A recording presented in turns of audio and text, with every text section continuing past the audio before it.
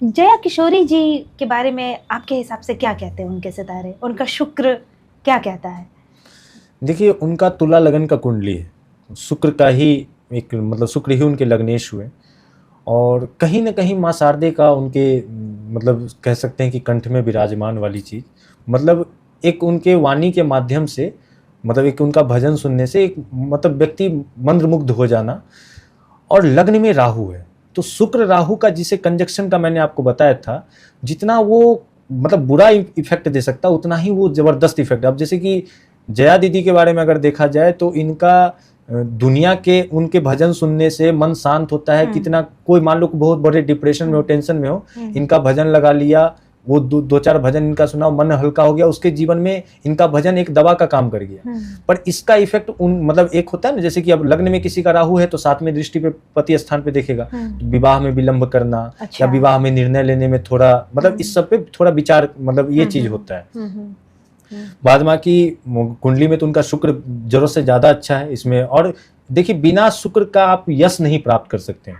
एक जया दीदी ही नहीं, चाहे शास्त्री जी की बात करें या कोई भी व्यक्ति जिसको आप मान रहे हैं कि ये फेमस पर्सनालिटी में आता है, उसके पीछे शुक्र है, उसके पीछे शुक्र है। विदाउट शुक्र आपको यश नहीं मिल सकता है जी। शुक्र अगर मान लीजिए अभी आपका शुक्र बहुत अच्छा चल रहा है, आपको यश प्राप्ति है, कल होके शुक्र का टाइम बुरा आ रहा है, शुक्र नीच राशि में चला गया, या शुक्र का मतलब आपकी कुंडली में मारक का काम करेगा, तो जब वो शुक्र की दशा आपकी बनी बनाई प्रतिष्ठा भी खराब होगी, पापक ग्रह से दृष्ट होगी। तो जब हमको ये लगे ना कि अब मेरा यश खराब हो सकता है, उस समय सिर्फ हमको मौन रहना चाहिए, उसमें हमको ज्यादा ओवर रिएक्ट नहीं करना। अच्छा। हाँ, नहीं तो हम अपना चीज स्वयं खराब कर लेते हैं। क्रोध में तो चीजें और भी। अच्छा, ये शुक्र की दशा मतलब महादशा, ये क्या है और क्या ये अच्छा है बुरा है, क्या है मतलब? शुक्र की महादशा देखिए, वो किसी के जीवन में आता है, किसी के जीवन में नहीं आता है। अच्छा। क्योंकि शुक्र का महादशा एक लंबे समय के लिए 20 साल का महादशा होता है। अच्छा।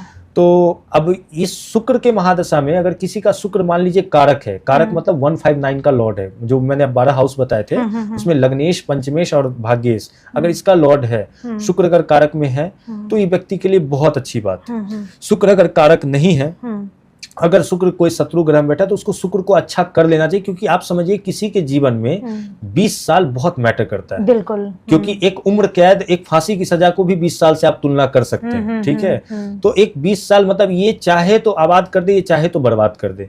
अब इसमें हमको ये देखना है कि शुक्र हर कोई व्यक्ति अच्छा कर सकता है, ऐसा नहीं कि नहीं है। आप महिला का सम्मान कीजिए, 12 वर्ष से छोटी कन्याएं जो भी दिखे, चाहे वो आपकी शत्रु की बेटी क्यों ना हो, पर आपको उसके लिए ममता हमेशा रहना चाहिए। आपका उस मतलब अगर मान लीजिए आप किसी व्यक्ति के खून के प्यासे हैं, उसने आपका इतना भारी नुकसान किया, फिर भी उसकी छोटी बच्ची है, आपका उसके प्रति वो सम्मान होना चाहिए, वो कि आप एक भगवती को देख रहे हैं। अच्छा। आपका शुक्र कभी बुरा नहीं होगा।